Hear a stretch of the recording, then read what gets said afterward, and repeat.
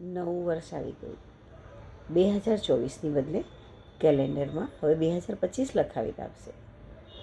શબ્દોનો આપણે ખૂબ જ પ્રમાણમાં ઉપયોગ કર્યો. હું 2025માં હું આમ કરીશ, 2025માં હું સવારે વહેલા ઉઠીશ, 2025માં હું ખૂબ જ કામ કરીશ, 2025માં મારા ગોલ હું કમ્પ્લીટ કરીશ. શું માત્ર બોલવાથી થઈ જશે?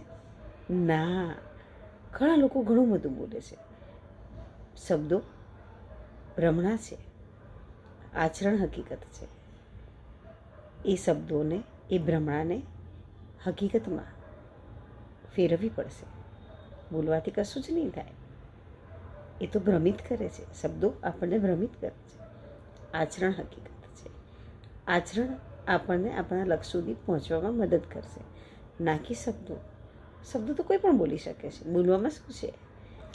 એની ઇફેક્ટ ત્યારે આવે જ્યારે એના આચરણમાં આપણે ઉમેરીશું. Thank you.